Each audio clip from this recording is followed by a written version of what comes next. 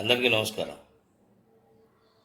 ముచ్చట్లు పాత ముచ్చట్లే, కానీ ఆ పాత మధురమైన పాటలు ఎలాగుంటాయో అలాగే ఈ ముచ్చట్లు కూడా వినటానికి వినసొంపుగా ఉంటాయి, ఆశ్చర్యాన్ని గొలుపుతాయి, నిజమేనా అని ఒక్కోసారి అనుమానం కూడా రేకెత్తిస్తుంటాయి.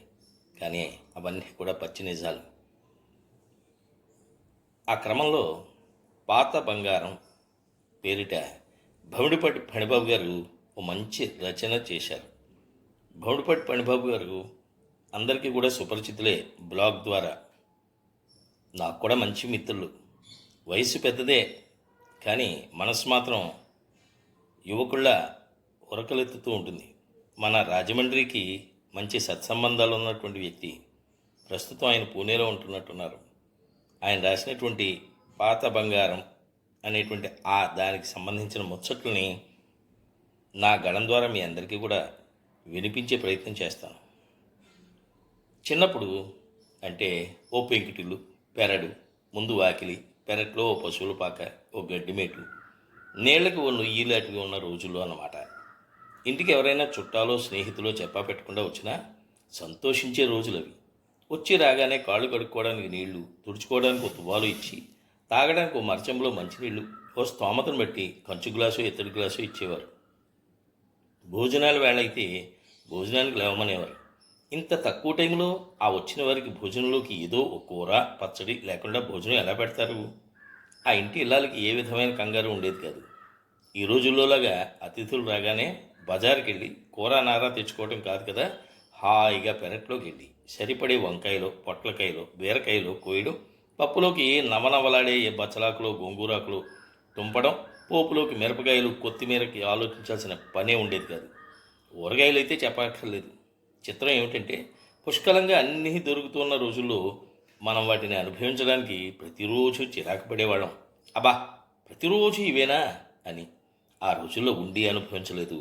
ఇప్పుడు అనుభవించాలన్న కోరిక ఉన్నా వీలు పట్టడం లేదు. దానికి కర్ణుడి చావుకి 1,00,000 కారణాలు అన్నట్టు బోల్డ్ కారణాలు.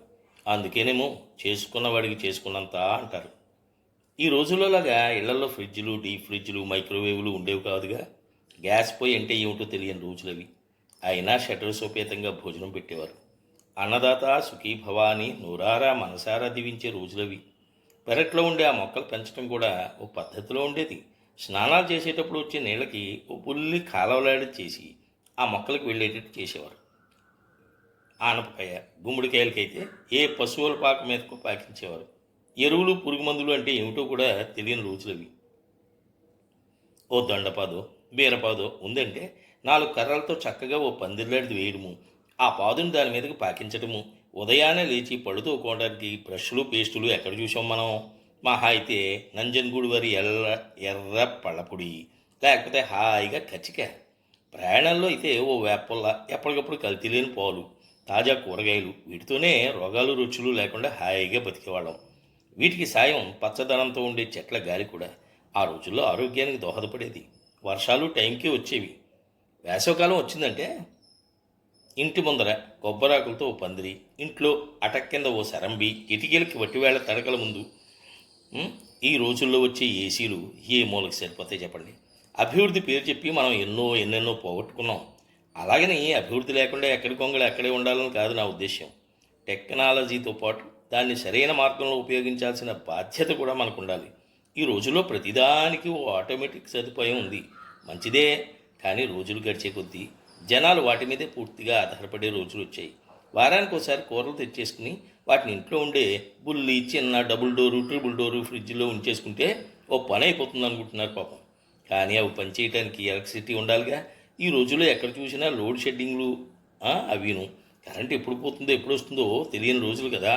మరి ఇంకా ఫ్రిడ్జిల్లో పెట్టిన కూరగాయలు, పాలు, పెరుగు పాడైపోకుండా ఉండమంటే ఎలా ఉంటాయి? కరెంటు బిల్లు కూడా జాస్తిగా అవుతుంది నిజంగా కరెంటే కనుక 24 గంటలు ఉంటే. తీరా ఏ కూర చేద్దామని చూస్తే అవి కాస్త కుళ్ళిపోయో బూజుపట్టో కనిపిస్తాయి. మన ఇళ్లలో వచ్చే మంచినీళ్ళు ఎలా ఉంటాయో చెప్పలేని పరిస్థితి. దాంతో ఇంట్లో వాటర్ ప్యూరిఫైర్ తప్పకుండా ఉండాలి. ఈ మధ్యన ఒక కొత్త రంధి మొదలైంది.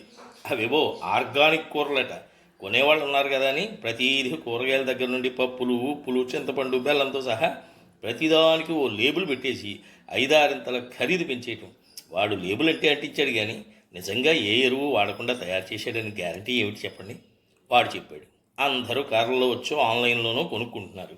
బస్ పర్యావరణము అలాగే ఏడ్చితేయింది. ఊరికి టీవీల్లోనూ సోషల్ మీడియాలోనూ వదలగొట్టడం తప్పించి జరుగుతున్నది ఏముంది కనుక ఏమీ లేదు. అయినా అన్నీ బాగుండి అందరూ ఆరోగ్యంగా ఉంటే నిజం చెప్పొద్దు, కోట్లు ఖర్చు పెట్టి తెరిచిన కార్పొరేట్ ఆసుపత్రులు బతకొద్దు.